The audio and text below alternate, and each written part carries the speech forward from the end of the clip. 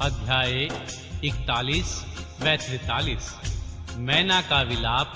भगवान शिव के साथ कन्या का विवाह न करने का हठ।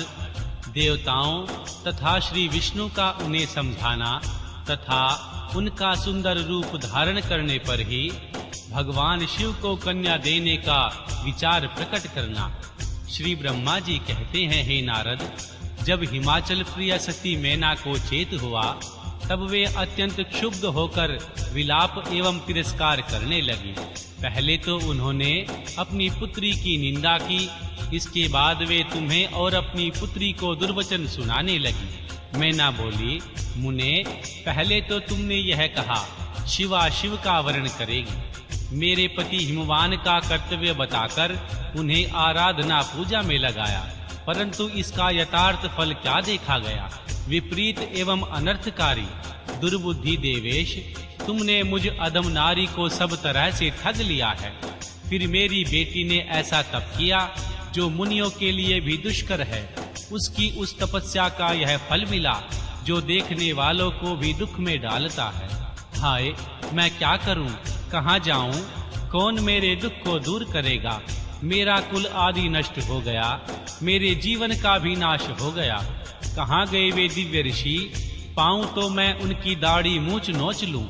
वशिष्ठ जी की वह तपस्विनी पत्नी भी बड़ी धूर्ता है।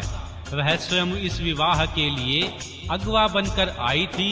न जाने किन किन के अपराध से इस समय मेरा सब कुछ लुट गया। ऐसा कहकर अपनी पुत्री शिवा की ओर देखकर उसे कटु वचन सुनाने लगी। अरे दुष्ट लड़की, तूने यह कौन सा कर्म किया जो मेरे लिए दुखदायक सिद्ध हुआ? तुझ दुष्टा ने स्वयं ही सोना देखकर कांच खरीदा है। चंदन छोड़कर अपने अंगों में कीचड़ का ढेर पोत लिया। हंस को उड़ाकर तूने पिंजड़े में कोआ पाल लिया। गंगा जल को दूर फेंककर कुएं का जल पिया।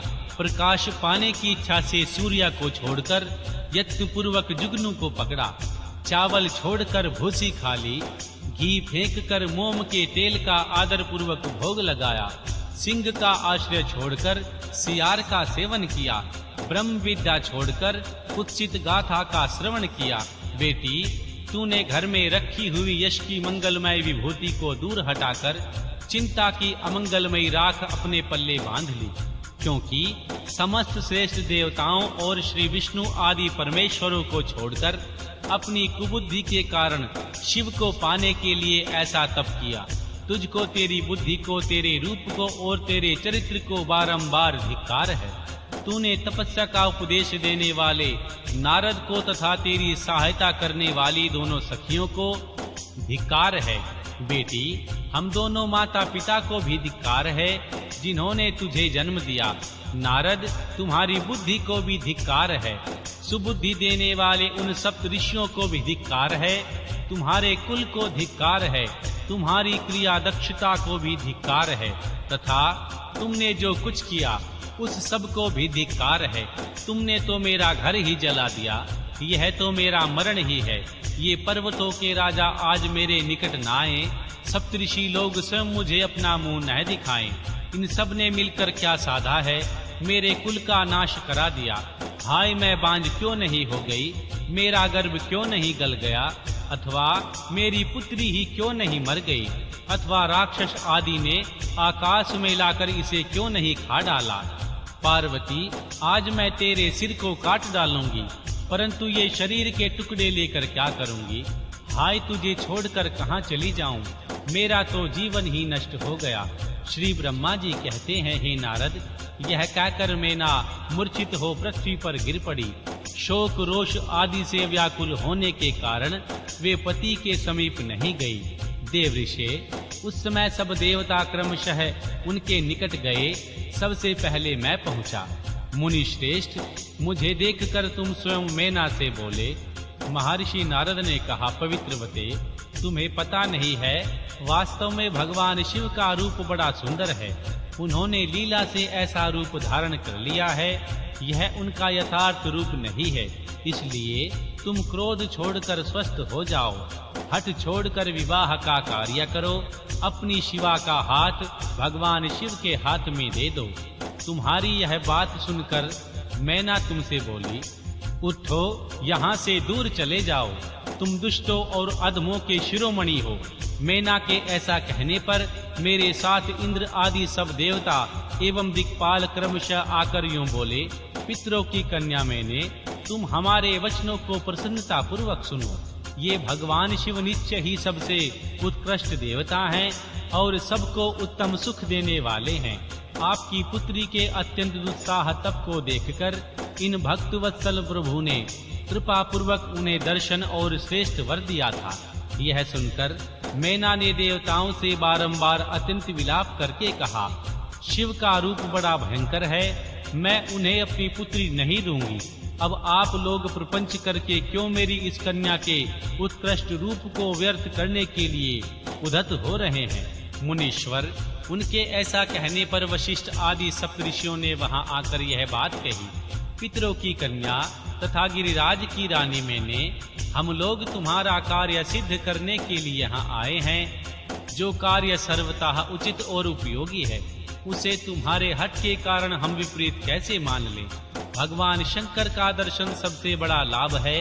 वे दान पात्र होकर स्वयं तुम्हारे घर पधारे हैं। उनके ऐसा कहने पर भी ज्ञान दुर्बलता मैना ने उनकी बात मिथ्या कर दी और रुष्ट होकर उनसे कहा, मैं शस्त्र आदि से अपनी बेटी के टुकड़े टुकड़े कर डालूंगी, परंतु उसे शंकर के हाथ में नहीं दूंगी। तुम सब लोग दूर हट जाओ, किसी को मेरे पास नहीं आना चाहिए। इस बर्ताव से हाहाकार मच गया। तब हिमालय अत्यंत व्याकुल हो वहां आए और मैना को समझाने के लिए प्रेम पूर्वक तत्व दर्शाते हुए बोले। हिमालय ने कहा, प्रिय, मेरी बात सुनो, तुम इतनी व्याकुल क्यों हो गई? देखो तो कौन कौन से महात्मा तुम्हारे घर पधारे हैं, तुम इनकी निंदा क्यों कर रही हो? भगवान शंकर को तुम भी जानती हो, किंतु नाना रूप वाले शंभु के विकट रूप को देखकर घबरा गई हो। मैं शंकर जी को भली भांति जानता हूँ, वे ही सबके प्रतिपालक हैं, पूजनीयों के भी पूजनीय हैं तथा अनुग्रह एवं निग्रह करने वाले हैं। निष्पाप प्राण प्रिय, हठ ना करो, मानसिक दुख छोड़ो, सुव्रते शीघ्र उठो और सब कार्य करो। पहली बार विकट रूपधारी शंभु ने मेरे द्वार पर आकर जो नाना प्रकार की लीलाएं की थी, मैं आज तुम्हें स्मरण दिला रहा हूँ। उनके उस परम महत्व को देख और समझकर उस समय मैंने और तुमने उन्हें कन्या देना स्वीकार नहीं किया था। प्रिय, अपनी उस बात को प्रमाण मानकर सार्थक करो। इस बात को सुनकर शिवा की माता मैना हिमालय से बोली, नाथ, मेरी बात सुनिए और सुनकर आपको वैसा ही करना चाहिए। आप अपनी पुत्री पार्वती के गले में रस्सी बांधकर इसे बैखट के पर्वत से नीचे गिरा दीजिए, परंतु मैं इसे हर के हाथ में नहीं दूंगी। नाथ, अपनी इस बेटी को निर्दयता पूर्वक समुद्र में डुबा दीजिए। गिरिराज, ऐसा करके आप पूर्ण सुखी हो जाएंगे। स्वामिन, यदि विकट रूपधारी रुद्र को आप पुत्री दे देंगे तो मैं निश्चय ही अपना शरीर त्याग दूंगी। मैना ने जब हठ पूर्वक ऐसी बात कही, तब पार्वती स्वयं आकर यह रमणीय वचन बोली, माँ, तुम्हारी बुद्धि तो बड़ी शुभकारक है, इस समय विपरीत कैसे हो गई? धर्म का अवलंबन करने वाली होकर तुम धर्म को कैसे छोड़ रही हो?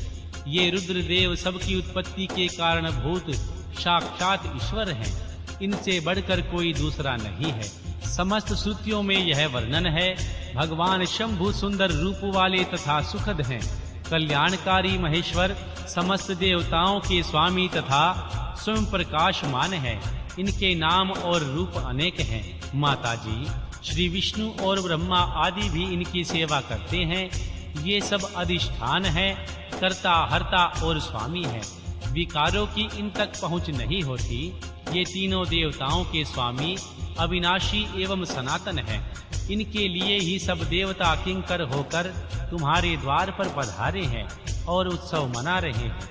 इससे बढ़कर सुख की बात और क्या हो सकती है? अतः यत्न पूर्वक उठो और जीवन सफल करो। मुझे शिव के हाथ में सौंप दो और अपने गृहस्थ आश्रम को सार्थक करो। माँ, मुझे परमेश्वर शंकर की सेवा में दे दो। मैं स्वयं तुमसे यह बात कहती हूँ, तुम मेरी इतनी सी ही विनती मान लो। यदि तुम इनके हाथ में मुझे नहीं दोगी तो मैं किसी दूसरे का वर्ण नहीं करूंगी, क्योंकि जो सिंह का भाग है उसे दूसरों को ठगने वाला सियार कैसे पा सकता है। माँ, मैंने मन, वाणी और क्रिया द्वारा स्वयं हरि का वर्ण किया है, हर का ही वर्ण किया है। अब तुम्हारी जैसी इच्छा हो वैसा करो।